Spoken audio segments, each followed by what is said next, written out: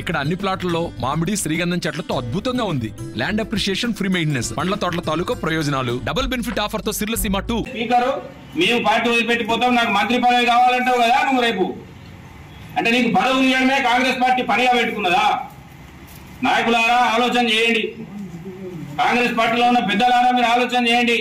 ఇలాంటి సంస్కృతి కాంగ్రెస్ పార్టీకి చాలా ప్రమాదకరం. కాంగ్రెస్ పార్టీ అంటే నాయకులను తయారు చేసేటువంటి ఫ్యాక్టరీగా కాంగ్రెస్ పార్టీకి పేరుంది. ఈరోజు వలసవాదులు, పెట్టుబడిదారులు ఈ విధంగా పార్టీలోకి ఇష్టం వచ్చినట్లుగా ప్రవేశించి ఇదే పార్టీని నమ్ముకొని సంవత్సరాల తరబడిగా పనిచేస్తున్నటువంటి కార్యకర్తలని పక్కకు నెట్టేసి ముందుకు పోతుంటే మీరు కేవలం చూస్తూ మీరు ఏ విధమైన స్పందన లేకుండా వాళ్లకు ప్రియారిటీ ఇచ్చుకుంటూ కార్యకర్తలు అవమానపడతా ఉంటే, కార్యకర్తలు పక్కకు పోతా ఉంటే, కార్యకర్తలను పట్టించుకునే పరిస్థితి లేని వాతావరణం ఏర్పడుతున్నప్పుడు కార్యకర్త పరిస్థితి ఏంటి, కార్యకర్త మనోవేదన ఏందనేది మీరు ఆలోచన చేయరా అని చెప్పి నేను పార్టీ పెద్దలను ప్రశ్నిస్తా ఉన్నా, నేను కోరుతా ఉన్నా. ఒకే కుటుంబానికి ఇన్ని అవకాశాలు ఇవ్వడం న్యాయమా? నేను అడుగుతా ఉన్నా కార్యకర్తలను, అలాగే కాంగ్రెస్ పార్టీ నాయకులను. నేను జవాబు చెప్తా ఉన్నా, ఈ పెద్దపల్లి నాది, మాది. ఈ పెద్దపల్లి మాది. ఈ పెద్దపల్లి ప్రాంతం మీద మాకుంది మమకారం. మేము ఇక్కడ పుట్టాం, ఇక్కడ పెరిగాం. ఇక్కడ రేపు మేము చేస్తే మా శవాన్ని ఇక్కడ కాలబెడతారు. ఇది మాది పెద్దపల్లి. మా పెద్దపల్లి మీద మాకు మమకారం ఉంటుంది. సంవత్సరాల తరబడి మీ చేతుల్లో ఉన్న పెద్దపల్లికి ఏం చేశారు మీరు? సంవత్సరాల తరబడి మీ చేతుల్లో ఉన్నటువంటి పెద్దపల్లిని ఏం చేశారు? వెంకటస్వామి గారు అంటే మాకు గౌరవం ఇవ్వాలి ఉంది. ఎందుకు అంటే ఇంతో కొంత ఈ పెద్దపల్లి పార్లమెంట్కి ఏమైనా చేసినట్టే వెంకటస్వామి గారు. ఇలా వెంకటస్వామి గారికి రాజకీయ వారసులం, ఒరిజినల్ రాజకీయ వారసులం మేమే, మీరు కాదు. మీ కుటుంబం కేవలం వెంకటస్వామి గారి ఆస్తికి మాత్రమే వారసులు. మీరు రాజకీయ వారసులు కాదు. కేవలం పెట్టుబడిదారు రూపం ఎత్తి పెట్టుబడులు పెట్టుకుంటూ రాజకీయంగా కష్టపడినటువంటి కార్యకర్తలను పక్కకు నెట్టేసి అవకాశాలు తీసుకొని మాలాంటి వాళ్ళ ఉసురు పోసుకుంటున్నారు. ఇది మీకు మంచిది కాదు. ఇప్పటికైనా నేను ఆ కుటుంబానికి విజ్ఞప్తి చేస్తా ఉన్నా, మీకు ప్రకటింపబడినటువంటి టికెట్ను మీరు వెనుకకు తీసుకోండి.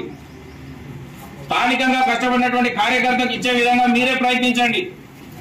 అలాగే నేను పార్టీ పెద్దలను కోరుతా ఉన్నా, మీరు ఏదైతే ప్రకటన చేశారో ఈ ప్రకటనను పునఃసమీక్షించుకోండి. లేదంటే ఈ పార్టీకి, కాంగ్రెస్ పార్టీకి పనిచేసినటువంటి వ్యక్తిగా, కాంగ్రెస్ పార్టీ కార్యకర్తగా రేపు ఏప్రిల్ మొదటి వారంలో శుక్రవారం 5 తారీఖున న్యాయ పోరాట దీక్ష పెద్దపల్లి హెడ్ క్వార్టర్లో చేపట్టబోతున్నాము.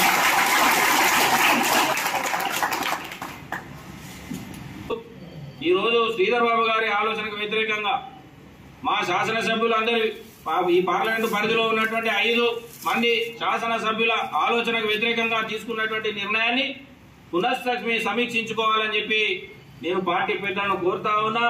అది మాత్రమే కాదు ఒకవేళ ఈ కార్యకర్తకు వచ్చుడో లేకపోతే వరప్రసాద్ సచ్చుడో, ఇంతే, ఇక వేరేది ఏం లేదు.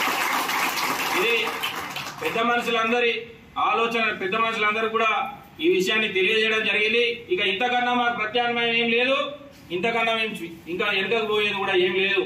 ఇంకా అయిపోయింది. మా ఆత్మాభిమానానికి దెబ్బ కొట్టిన తర్వాత రేపు రాబోయే రోజుల్లో 2026 తర్వాత పార్లమెంట్ లో పునర్విభజన అయితే మాకు రిజర్వేషన్ ఉంటుందో తెలియదు, ఉండదో తెలియదు. ఇది మాకు చివరి పోరాటం. కాబట్టి కార్యకర్తలకు అవకాశం ఇవ్వాల్సిన సమయం. ఇలా నియోజకవర్గం అంతా కూడా కాంగ్రెస్ ఎమ్మెల్యేలు గెలిచినప్పుడు, ప్రజలంతా కాంగ్రెస్ కు మద్దతుగా నిలబడుతున్నప్పుడు మరి కార్యకర్తకు అవకాశం ఇవ్వాల్సినటువంటి అనుకూలమైన సమయం ఇదే. కాబట్టి పార్టీ పునరాలోచన చేసి అభ్యర్థిని మార్చి మాకు అవకాశం కల్పిస్తే సరే, లేదనంటే న్యాయ పోరాట దీక్షకు సిద్ధం అవుతా ఉన్నాం. ప్రజల మధ్యలోనే మా పోరాటం ఉంటుంది. ప్రజల క్షేత్రంలోనే మా పోరాటంలో మేము ఈ ప్రజల మధ్యలోనే న్యాయాన్ని తెలుసుకుంటామని చెప్పి, మీరు ఒకవేళ పార్టీ పెద్దలు పునఃసమీక్షించకపోతే ప్రజల మధ్యలోనే న్యాయాలను మేము తేల్చుకుంటామని చెప్పి ప్రెస్ మీట్ ద్వారా మిత్రులందరికీ తెలియజేస్తా ఉన్నాం. మరిన్ని వీడియోస్ కోసం ఛానల్ ని సబ్స్క్రైబ్ చేయండి. లేటెస్ట్ అప్డేట్స్ కోసం వాట్సాప్ ఛానల్ ని ఫాలో చేయండి. అండ్ లింక్ డిస్క్రిప్షన్ లో ఉంది.